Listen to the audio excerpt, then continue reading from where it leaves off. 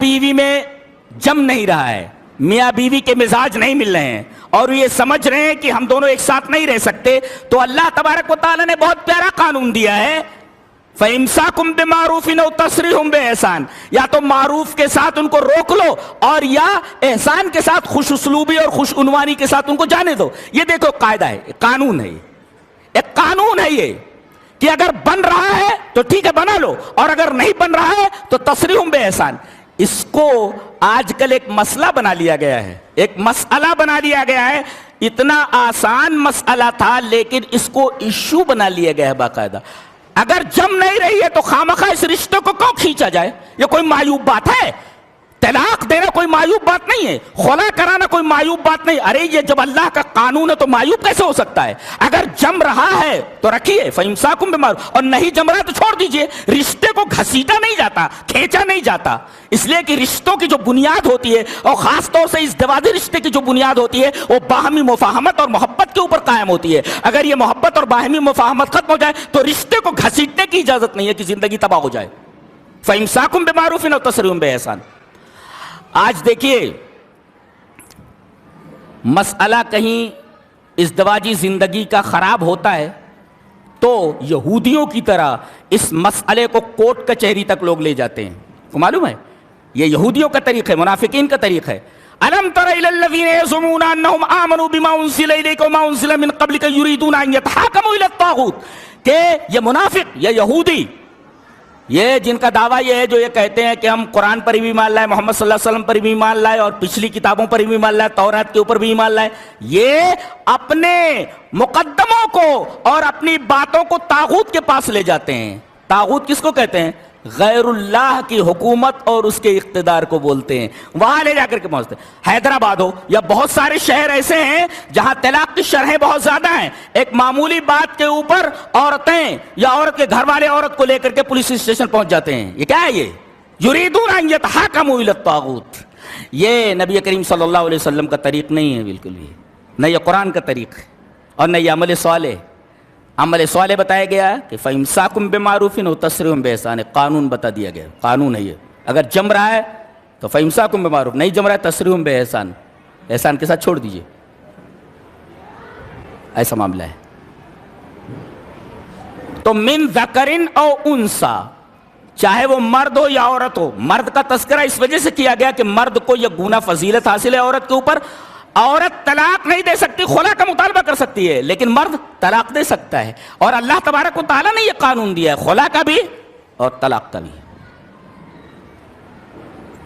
اچھا ایک جگہ الٹا ہے، پہلے عورت ہے بعد میں مرد ہے۔ کہاں؟ یہب لمن یشاء اناثا ویہب لمن یشاء الذکور۔ اللہ جسے چاہتا ہے بیٹی دیتا ہے، جسے چاہتا ہے بیٹا دیتا ہے، او یزوجہم ذکرانا و اناثا، بیٹا بیٹی دونوں دیتا ہے، ویجعل من یشاء عقیما، یا جسے چاہے بانجھ کر دے۔ تو بیٹا دینے والا وہی، بیٹی دینے والا وہی، بیٹا بیٹی دینے والا وہی، اور بانجھ بنا دینے والا نہ بیٹی دینا بیٹا دے، سب اس کے اختیار میں ہے۔ مانگتے کہاں ہیں؟ دینے والا تو یہ، مانگتے کہاں سے؟ اللہ۔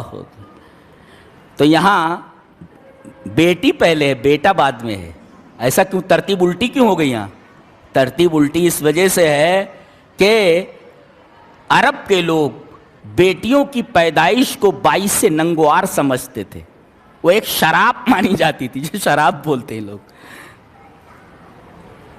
وہ پنوتی جس کو بولتے ہیں، حالانکہ اسلام میں پنوتی ونوتی کا تصور نہیں ہے۔ تو بیٹی کا پیدا ہو جانا گھر میں یہ ایک رسوائی کا باعث تھی گھر والوں کے لیے، اسی وجہ سے اس کو زندہ درگور کر دیا کرتے تھے۔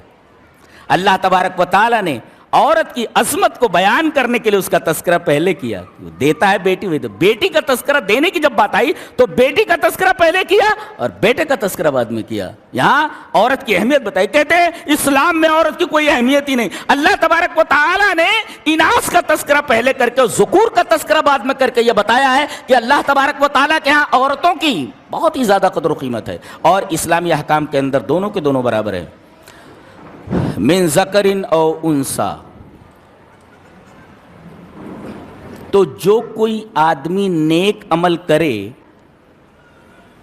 صالح عمل کرے تو اس کا فائدہ اس کا فائدہ بتایا گیا کہ فَلَنُحْيِيَنَّهُ حَيَاتًا طَيِّبَةً، تو ہم اس کو دنیا میں حیات طیبہ دیں گے. چلیے یہ حیات طیبہ کیا ہوتا ہے؟ حیات طیبہ، حیات طیبہ کا مطلب ہوتا ہے کہ اللہ تبارک و تعالی جتنا دے دے اس پر آپ خوش رہیں، یا یوں کہہ لیں کہ زیادہ دے تو اترائیں نہ، اور اگر کم دے تو گھبرائیں نہ. یہ ہے حیات طیبہ. چلیے حیات طیبہ کی تفسیر ہم ابن عباس سے پوچھ لیتے ہیں اور حضرت علی رضی اللہ تعالیٰ عنہ سے پوچھ لیتے ہیں. حضرت علی رضی اللہ تعالیٰ عنہ کی یہ تفسیر امام تبری تفسیر تبری میں لائے ہیں. وعن علی رضی اللہ تعالیٰ عنہ فَلَنُحْيِيَنَّهُ حَيَاتًا طَيِّبَةً قَالَ الْقُنُوطُ. تفسیر تبری. حضرت علی رضی اللہ تعالیٰ عنہ نے یہ ٹکڑا پڑھا فَلَنُحْيِيَنَّهُ حَيَاتًا طَيِّبَةً، ہم اس کو حیات طیبہ دیں گے. اس کا کیا مطلب ہے؟ القنوع، ہم اسے قناعت عطا کریں گے. اللہ اکبر.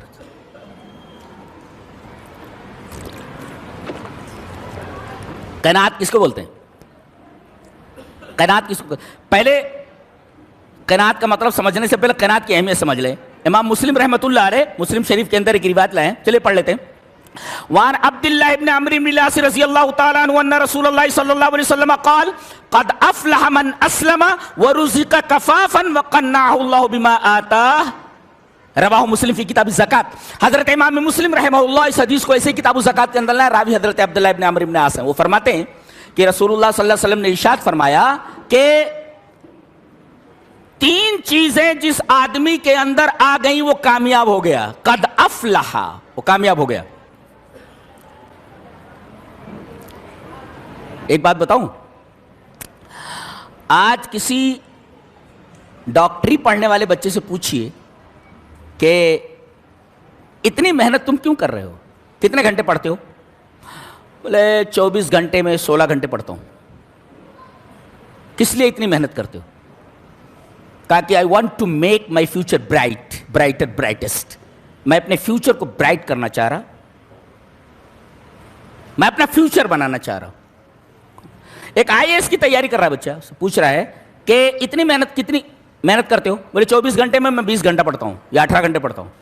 پوچھا جائے کہ اتنی محنت تم کیوں کر رہے ہو تو یہی بتائے گا I want to make my future bright. یہی کہے گا نا، اپنے فیوچر کو میں برائٹ کرنا چاہ رہا ہوں.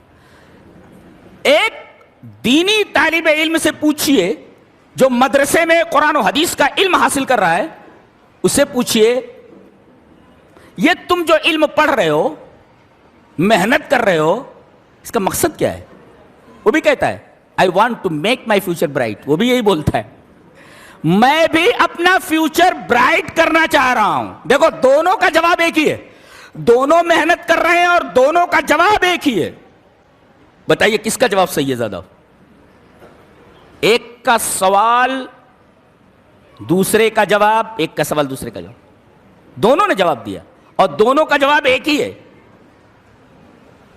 بتائیے اس میں کس کا جواب درست ہے اور بہترین ہے؟ اس لیے کہ اگر آپ دنیا کا علم پڑھ رہے ہیں تو مرنے کے ساتھ ہی آپ کا وہ علم ختم ہو گیا. اب آپ ڈاکٹر نہیں رہے، اب آپ IAS نہیں رہے، آپ کا معاملہ ختم. گویا کہ یہ علم جو آپ پڑھ رہے ہیں، آپ کا جو یہ فیوچر ہے، فیوچر کی ایک انتہا ہے جس کی اینڈنگ ہے. آپ کا فیوچر یہاں آ کر کے اینڈ ہو گیا. برائٹ تو آپ نے کیا آپ نے، لیکن یہاں اس فیوچر کا اینڈ ہو گیا. لیکن وہ جو دین کا علم حاصل کرنے والا شخص ہے، اب مرنے کے بعد اس کا فائدہ ختم نہیں ہوا، اس کا فیوچر آگے جا رہا ہے. برائٹر جنت تک پہنچ گیا ہو. دیکھو دونوں فیوچر کے لیے محنت کر رہے ہیں، لیکن ایک کے فیوچر کے لیے اینڈ ہے اور دوسرے کا فیوچر اینڈ لیس ہے. دونوں کا جواب ایک ہے، مگر ایک کا جواب بہتر ہے اس لیے کہ اس کا فیوچر اینڈ